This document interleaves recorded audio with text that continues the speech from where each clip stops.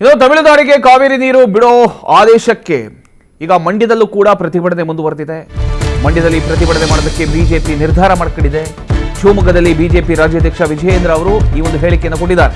ಮಂಡ್ಯದಲ್ಲಿ ಜುಲೈ 31ರಂದು ಬೃಹತ್ ಹೋರಾಟ ಮಾಡ್ತೇವೆ ಅಂತ ಹೇಳಿದ್ದಾರೆ. ಈ ಹೋರಾಟದ ಸ್ವರೂಪವನ್ನ ನಾಯಕರು ಮಾಡ್ತೇವೆ, ಕಾವೇರಿ ಕೊಳ್ಳದ ಭಾಗದ ರೈತರ ಪರವಾಗಿ ನಾವು ಇದ್ದೇವೆ ಅಂತ ಈಗ ವಿಜಯೇಂದ್ರ ಅವರು ಹೇಳಿಕೆಯನ್ನ ಕೊಟ್ಟಿದ್ದಾರೆ.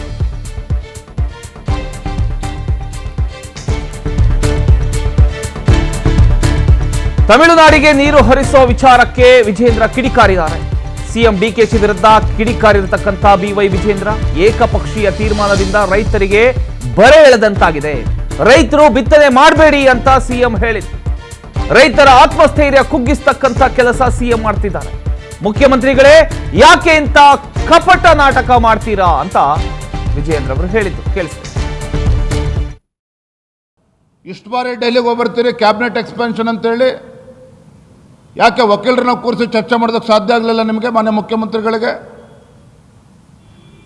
ಇಂಥ ದ್ರೋಹ ಬಗೆಯುವಂಥ ಕೆಲಸ, ರೈತರಿಗೆ ದ್ರೋಹ ಬಗೆಯುವಂಥ ಕೆಲಸ ನೀವು ಮಾಡಬಾರ್ದು. ಭಾರತೀಯ ಜನತಾ ಪಾರ್ಟಿ ನಾಡಿದ್ದು 31ನೇ ತಾರೀಕು ಮಂಡ್ಯದಲ್ಲಿ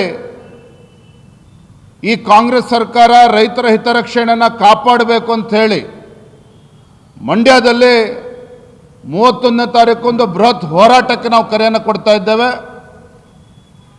ಆ ಭಾಗದ ರೈತ ಸಂಘಟನೆಗಳು, ಸಂಘ ಸಂಸ್ಥೆಗಳು ತಾವೆಲ್ಲರೂ ಕೂಡ ಈ ರೈತರ ಹೋರಾಟಕ್ಕೆ, ನಮ್ಮ ಹೋರಾಟಕ್ಕೆ ಬೆಂಬಲವನ್ನು ನೀಡಬೇಕು ಅಂತೇಳಿ ತಮ್ಮ ಮುಖೇನ ನಾನು ವಿನಂತಿಯನ್ನು ಕೂಡ ನಾನು ಮಾಡ್ತೀನಿ. ಇದು ತಮಿಳುನಾಡಿಗೆ ನೀರು ಹರಿಸುವಂತೆ ಏನು ಆದೇಶ ಹೊರಡಿಸಲಾಗಿದೆ. ಆದೇಶದ ಬಗ್ಗೆ ಇವತ್ತು ಮೀಟಿಂಗ್ ಆಯಿತು. ವಿಧಾನಸೌಧದಲ್ಲಿ ನಡೆದಂತಹ ಒಂದು ಮಹತ್ವದ ಮೀಟಿಂಗ್. ಜಲಸಂಪನ್ಮೂಲ ಸಚಿವ ರಾಮಲಿಂಗಾರೆಡ್ಡಿ ಅವರು ಮಹತ್ವದ ನಿರ್ಧಾರವನ್ನು ಕೈಗೊಂಡಿದ್ದಾರೆ ಅನ್ನೋದು ಗೊತ್ತಾಗ್ತಾ ಇದೆ. ಹಿರಿಯ ಅಧಿಕಾರಿಗಳು, ಕಾನೂನು ತಜ್ಞರು ಸಭೆಯಲ್ಲಿ ಭಾಗಿಯಾಗಿದ್ದರು.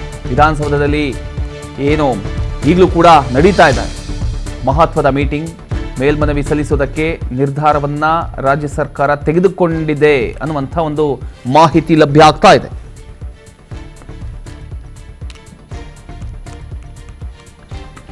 ಇವತ್ತು ವಿಧಾನಸೌಧದಲ್ಲಿ ನಡೆದಂತಹ ಒಂದು ಮಹತ್ವದ ಮೀಟಿಂಗ್ ಅಲ್ಲಿ ಒಂದು ನಿರ್ಧಾರ ಕೈಗೊಳ್ಳಲಾಗಿದೆ ಅನ್ನುವಂಥ ವಿಚಾರ ಗೊತ್ತಾಗ್ತಾ ಇದೆ. ಬಟ್ ಯಾವ ರೀತಿಯ ಒಂದು ನಿರ್ಧಾರವನ್ನ ಕೈಗೊಂಡಿದ್ದಾರೆ ಅನ್ನೋದು ಕೂಡ ಈಗ ಗೊತ್ತಾಗಬೇಕಾಗಿದೆ.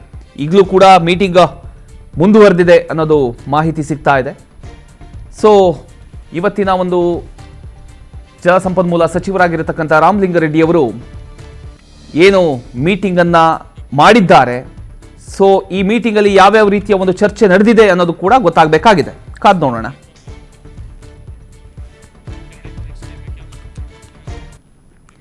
ಇನ್ನು ಮಂಡ್ಯದಲ್ಲಿ ಕಾವೇರಿದ ಜಲ ವಿವಾದ ಕಿಚ್ಚು. ರಸ್ತೆ ನಡುವೆ ರೈತರಿಂದ ಹುರುಳುಕಾಳು ಅಂದರೆ ಹುರುಳಿಕಾಳನ್ನ ಹಾಕಿ ಚಳವಳಿ ಮಾಡಲಾಗಿದೆ. ಮಂಡ್ಯದ ಸಂಜಯ್ ವೃತ್ತದಲ್ಲಿ ರೈತರು ಆಕ್ರೋಶ ವ್ಯಕ್ತಪಡಿಸಿದ್ದಾರೆ. ಸರ್ಕಾರ ಮಂಡ್ಯ ರೈತರಿಗೆ ಉರುಳಿ ಬಿತ್ತುವಂತೆ ಮಾಡಿದೆ, ನಮಗೆ ಇನ್ನು ಮುಂದೆ ಹುರುಳಿಕಾಳೆ ಗತಿ ಅಂತ ಆಕ್ರೋಶ ವ್ಯಕ್ತಪಡಿಸ್ತಾ ಇದ್ದಾರೆ. ಎಸ್, ಅದರ ಒಂದು ದೃಶ್ಯವನ್ನು ನೀವು ಗಮನಿಸಬಹುದು.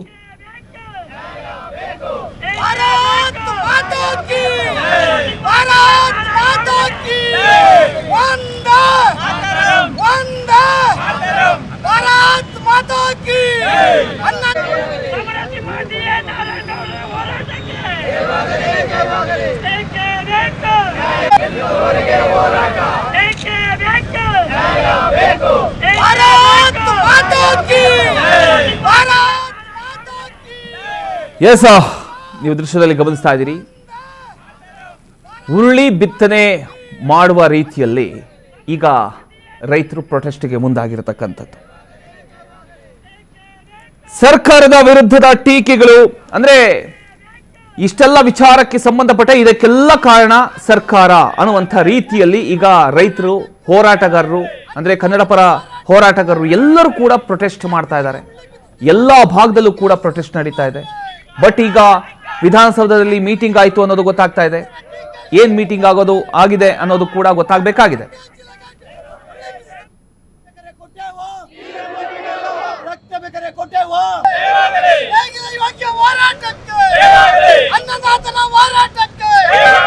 ಮಂಡ್ಯ ಜಿಲ್ಲೆಗೆ ಉಳ್ಳಿ ಬಿತ್ತಿಸಿರುವ ಶಿವಕುಮಾರ್ಗೆ